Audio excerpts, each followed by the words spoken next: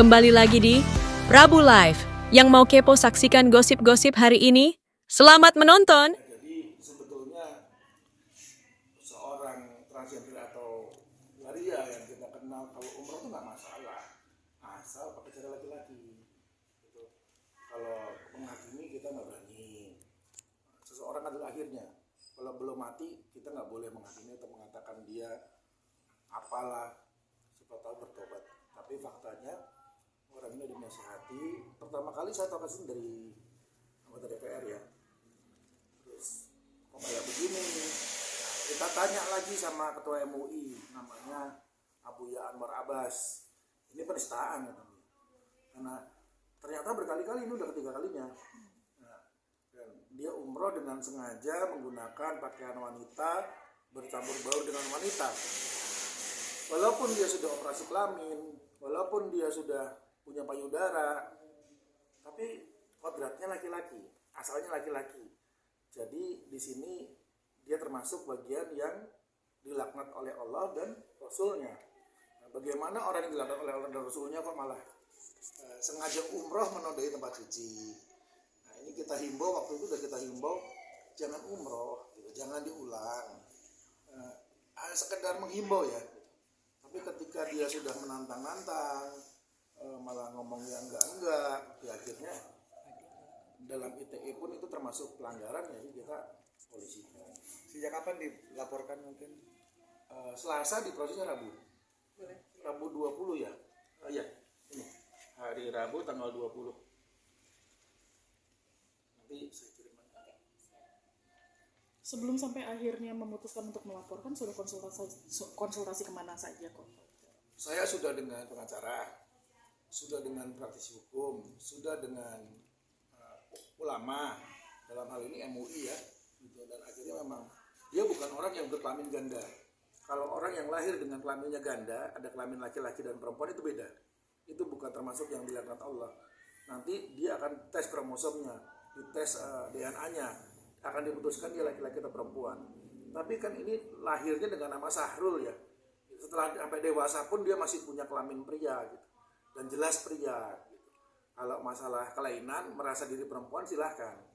Tapi seorang laki-laki dan perempuan itu kan ditentukan oleh Allah dari lahirnya dan bisa ditentukan kelaminnya. Memang manusia bisa mengubah apapun bentuk tubuhnya. Mata, hidung, kita tahu sekarang ada operasi plastik, mau mengganti kelaminnya. Dia nggak bisa melahirkan, dia nggak bisa haid, dia nggak punya rahim, dia laki-laki. Jadi ya jadilah laki-laki. Bukti-bukti apa aja mungkin yang disertakan kok?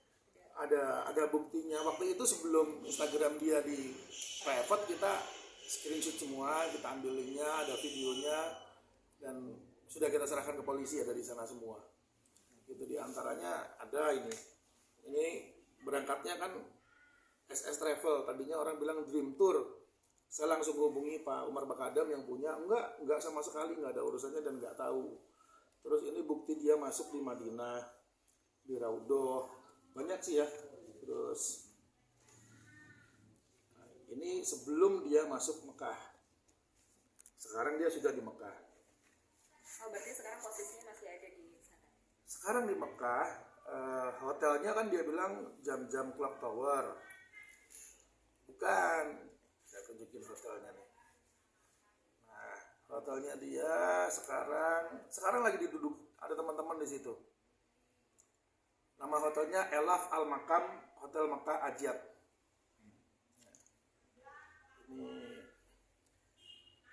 Ini hotelnya. Ini hotelnya yang tempat dia tidur sekarang. Dari mana taunya? Dari foto dia sendiri foto dia yang ada dibagi sama dia ya di sosmed. Nah ini fotonya, ini backgroundnya Adyat. Jadi kita lihat backgroundnya, oh dia di sini. Nah ini kan masih kelihatan nih fotonya, masih kental laki-lakinya nih. Mungkin dia lupa kalau pakai foundation bedah kamu bisa mirip perempuan, tetapi kamu nggak bisa hamil, nggak punya rahim, nggak usah di ronsen aja kelihatan ada rahimnya atau enggak. Kok sebelumnya sempat menegur nggak kok secara pribadi? Saya rasa dengan teguran Pak Bang Mufti 6 udah cukup ya. Gitu. Itu udah viral dan ditegur. Bang Mufti di sini ngomong baik loh. saya minta 2 kali 24 jam pulang jangan umroh. Padahal dengan masuk Raudhah aja, masuk Madinah aja dia sudah banyak merugikan orang. Bayangkan ibu-ibu perempuan yang lagi bersuci. Otomatis di ruangan itu dia akan buka kerudung. Menunjukkan auratnya. Dia lihat, dia laki-laki. Belum lagi udah wudhu bersentuhan sama dia. Dia laki-laki. Kamu mau rubah kayak apapun kelamin kamu nggak punya rahim. Kamu nggak bisa haid. Dan kodrat secara Islam, dia laki-laki. Dan laki-laki harus pakai baju laki-laki. Banyak kok orang-orang yang, maaf ya, tanda kutip, yang memang menamakan dirinya perempuan, tapi ketika umroh dia jadi laki-laki. Kok untuk tim travelnya sendiri apakah juga akan dilakukan tindakan? Saya waktu lapor polisi ada 2 laporan, sebenarnya yang satunya lagi melaporkan SS Travel. Tapi kan kita hanya melaporkan, nanti selidikin dulu gitu.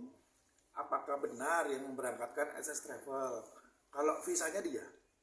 Kalau visanya jelas SS Travel. Dan ini SS Travel nggak cuma sekali ya. Sejauh ini berarti belum ada konfirmasi juga atau tanggapan dari SS Travel? Saya nggak kenal orangnya siapa, tapi orangnya yang saya lihat di media sosial nggak ada klarifikasi, terus nggak ada pembicaraan apakah dia atau tidak. Nah, nanti kan yang mau melaporkan bukan saya, itu yang lebih lanjut Bang Mufi Anam, anggota DPR langsung. Ini kan ijazah hanya sekali nih, 2 kali atau 3 kali melaksanakan ibadah umroh. Ya, mungkin yang ketiga kali ini karena dia pamer, karena dia ramekan. Kita juga nggak tahu loh, siapa tahu ternyata ada waria umroh pakai baju perempuan. Tapi dia nggak pamer, dia nggak menunjukkan, dan dia nggak menantang-nantang. Tapi secara hukum ya, kalau bisa jangan. Berarti Isa Zega sendiri dianggap menantang. Dengan memamerkan itu dianggap menantang. Bukan cuma masalah memamerkannya, tapi menghiraukan. Masyarakat sendiri sudah menasihati ya banyak banget kan. Mulai menasihkan mencaci gitu. Ya, tapi kita jangan masuk yang dalam bagian mencaci. Masuk viral juga, bahkan teman-temannya sendiri banyak menasihati, dan dia malah sengaja posting gitu. Bukannya bertobat, malah ada saya lihat rindu ketemu Rasulullah, terus menganggap dirinya diundang Allah. Saya diundang Allah ke Mekah, enggak, Allah nggak pernah mengundang siapapun yang bermaksiat. Di Mekah ada penjahat banyak, ada orang jahat juga banyak, orang maksiat juga banyak.